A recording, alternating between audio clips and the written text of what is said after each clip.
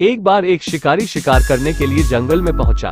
उसने अपने तीर पर बहुत ही खतरनाक जहर लगाया और शिकार को निशाना बना करके उसने तीर को छोड़ा, लेकिन उसका तीर चूक गया और तीर एक पेड़ पर जा लगा। वो पेड़ बहुत ही हरा भरा और बहुत सारे तोते उस पेड़ पर रहते थे। जैसे ही वो जहरीला तीर उस पेड़ पर जाकर लगा, वो पेड़ धीरे धीरे सूखने लगा और उस पेड़ पर जो भी तोते रहते थे वो एक एक करके उस पेड़ को छोड़कर जाने लगे। उस बड़े से पेड़ के कोटे में एक बहुत ही बूढ़ा तोता रहता था जो बहुत ही धर्मात्मा और अच्छे मन का था।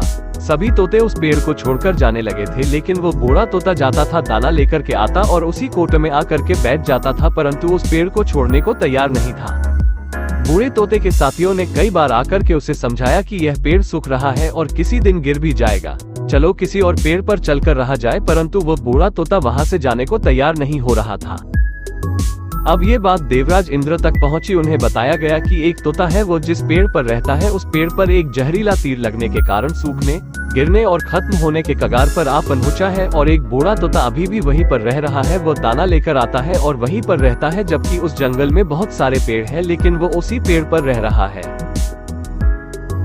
देवराज इंद्र प्रकट हुए और उस बूढ़े तोते से कहने लगे कि आप बहुत धर्मात्मा है, पीएम बहुत ही अच्छे मन के हैं, लेकिन आप इस पेड़ को छोड़कर किसी और पेड़ पर चले जाइए, क्योंकि यह पेड़ कुछ ही दिनों में गिर जाएगा। तालाब के पास में बहुत से बड़े बड़े हरे भरे पेड़ हैं, बड़े बड़े कोटे हैं, उन पेड़ों पर फल भी लगे हुए हैं, उन्हें वहीं पर तोड़कर खा सकते हैं, परंतु यहाँ से आप चले जाए। तोता बोला, माफ कीजिएगा, इस पेड़ ने मुझे जीवन दिया है, शिकारियों से मेरी रक्षा की है, हर मौसम में मेरे साथ रहा है, ये कोटा मेरा घर है, यहाँ मैं पला बड़ा हूँ, इस पेड़ को मैं छोड़कर कैसे जा सकता हूँ? इस पर संकट आया है तो क्या मैं इसे छोड़कर चला जाऊं? मैं ऐसा कभी नहीं कर सकता।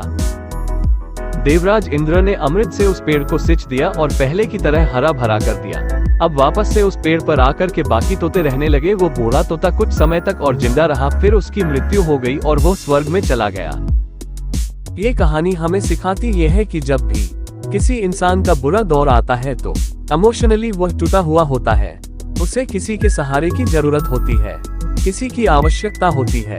अगर आप ऐसे समय में उसे छोड़कर चले जाएंगे, उससे बात नहीं करेंगे, मुंह मोड़ लेंगे, तो आपसे बुरा कोई नहीं है, क्योंकि आप किसी के सुख का साथी बने या ना बने, लेकिन आपको हमेशा किसी के दुख का साथी जरूर बनना चाहिए।